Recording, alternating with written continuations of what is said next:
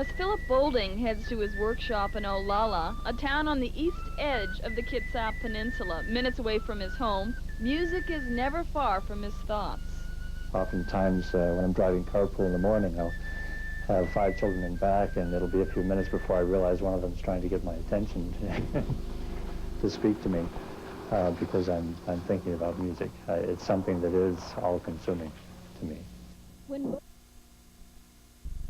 Creative process that keeps him balanced. The most important aspect of instrument building is to create an instrument, obviously, that has the fullest tone and resonance. The box is critical to the sound of the instrument, and the frame essentially is what holds the strings to the box and then attached to the frame. And on a harp, that's what allows you to play the strings from both sides. When I play other instruments built by other people, it always feels very different to me. It's why I got into building instruments in the first place. It's because I wasn't satisfied with the sound of the instruments that other builders were making. For me, I love to experiment. I love to experiment not only with the sounds of the instruments, but with the kind of music that I'm composing. I spend a lot of time composing, and to me, that's my most important work. And I love to share that with my audience and whoever wants to hear it.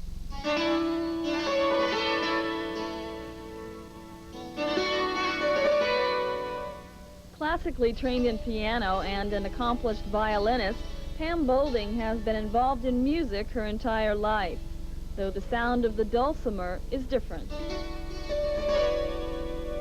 I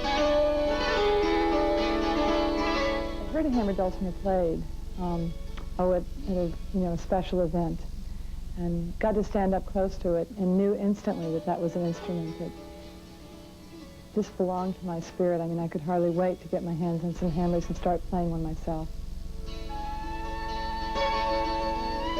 Pam looked all over Seattle for an instructor and met Philip Boulding for the first time. We learn a lot of traditional music, and I've played classical music all my life, and sort of a blend of all the music that's within us comes out, and it's what I'm most connected to.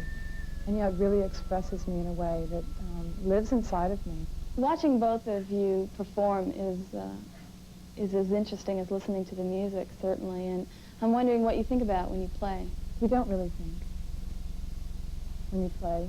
You just feel. You can't think about the notes, or you couldn't play expressively. You can't think about, Philip and I don't think about what the other one is doing. I feel that when I play the dulcimer, I'm also playing the harp. We're so connected that we breathe and feel music on a different level. And it comes from a very deep inner place.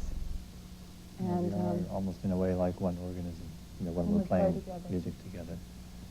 It's not a matter of concentrating on what the other person is doing. We really function as one being.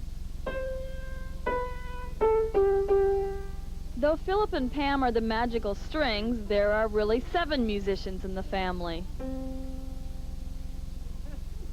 One of the things that we've always tried to do with our children is to have music be something that is very beautiful and special.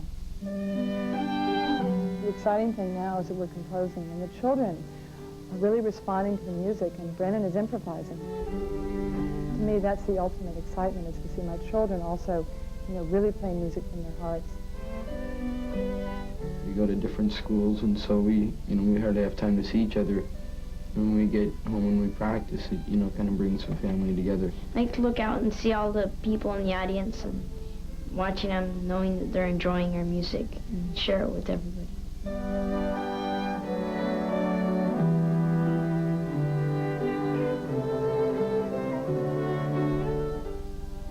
This time when there's obviously a lot of strife and conflict on this earth, it becomes a more critically important thing to find a place of calm.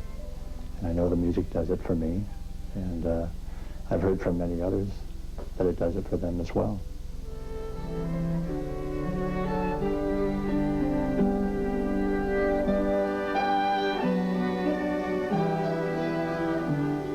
This program is made possible by the subscribers of KCTS 9 and by a grant from the Public Broadcast Foundation of Southwest Washington.